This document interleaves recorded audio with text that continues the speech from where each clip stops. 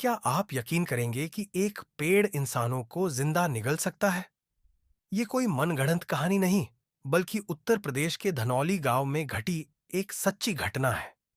एक ऐसा पेड़ जिसकी छाव में बैठने वाले लोग रहस्यमयी तरीके से गायब हो जाते थे। गांव के लोग कहते थे कि रात होते ही यह पेड़ जाग जाता था और जो इसकी छाया में जाता, वह कभी वापस नहीं आता। यह कहानी इतनी भयानक है कि इसे सुनने भर से रोंगटे खड़े हो जाते हैं। क्या यह सिर्फ अंधविश्वास था या इस पेड़ के पीछे कोई खौफनाक सच छुपा था? आइए जानते हैं, लेकिन सावधान, यह कहानी आपको पूरी रात जगाए रख सकती है।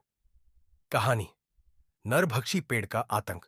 धनौली गांव और भूतिया पेड़ का रहस्य। उत्तर प्रदेश का एक छोटा सा गांव धनौली अपनी हरियाली और शांत वातावरण के लिए जाना जाता था।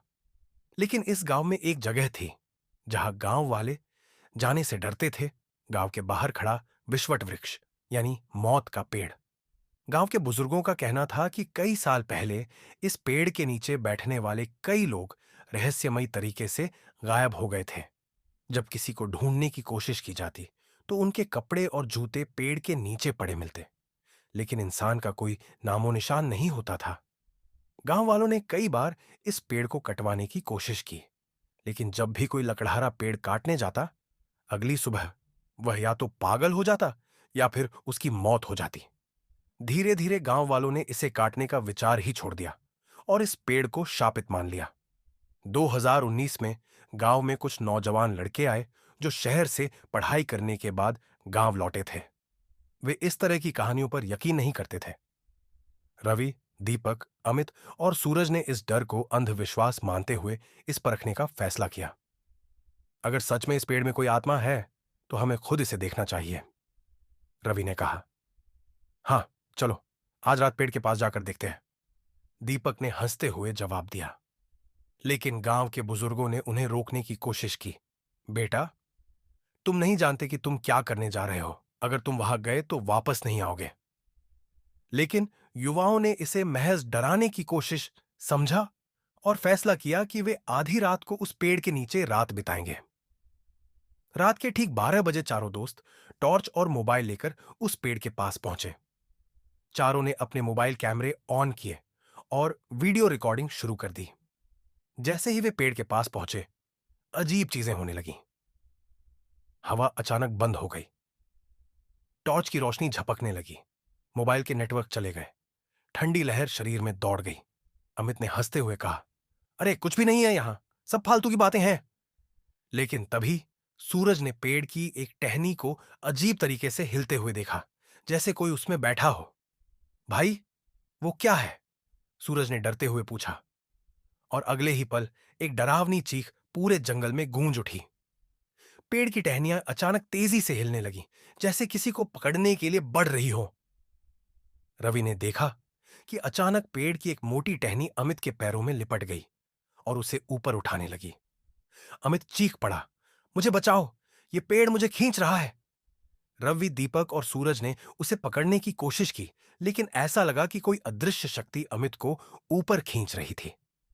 अमित अब हवा में 6 से 7 फीट ऊपर था और उसके मुंह से खून निकलने लगा। रवि ने जल्दी से जेब से हनुमान चालीसा निकाली और पढ़ना शुरू कर दिया। जैसे ही हनुमान चालीसा की आवाज गूंजी, पेड़ की टहनियां पीछे हटने लगीं और अमित जमीन पर गिर पड़ा। अमित के शरीर पर गहरे निशान थे, जैसे किसी ने उसे जकड़कर खून चूस लिया हो। चारों किसी तरह अमित को उठाकर गांव भागे। गांव के लोग पहले से जागे हुए थे, क्योंकि उन्होंने दूर से चीखें सुनी थीं।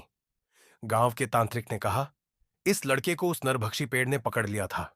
यह अब बच नहीं पाएगा। इसकी आत्मा भी उसी पेड़ में समा जाएगी। लेकिन रवि ने हार नहीं मानी और तांत्रिक से विनती की कि वह अमित को बचा ले।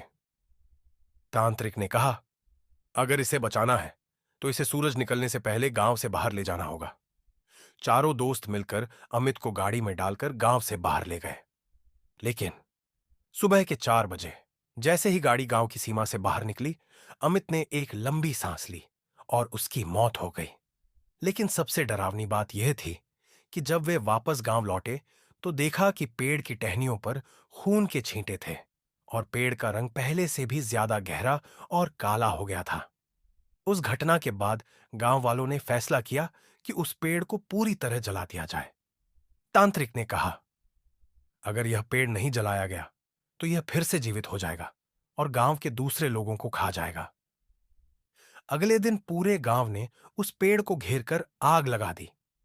पेड़ जलने लगा, लेकिन जलते हुए उसमें से किसी के चीखने की आवाजें आ रही थी, जैसे कोई आत्मा तड़प रही हो। और तभी आग की लपटों से अमित का चेहरा प्रकट हुआ। वह मुस्कुरा रहा था, जैसे वह अब भी जिंदा हो। गांव वाले डर से पीछे हट गए, लेकिन कुछ ही मिनटों में पेड़ जलकर राख हो गया। आज भी धनौली गांव के लोग इस घटना को याद करके सिहर उठते हैं। गांव में नया पेड़ लगाने की हिम्मत कोई नहीं करता, क्योंकि लोग मानते हैं कि वह आत्मा अब भी वहीं भटक रही है। क्या आप ऐसे किसी डरावने पेड़ के बारे में जानते हैं? अगर हां, तो हमें कमेंट में जरूर बताइए। अगर आपको यह कहानी पसंद आई, तो वीडियो को लाइक करें, शेयर करें और हमारे चैनल एंथोरर को सब्सक्राइब करना न भूलें। अगली बार फिर मिलेंगे एक नई और खौफनाक कहानी के साथ। तब तक के लिए सुरक्षित रहें और सावधान रहें।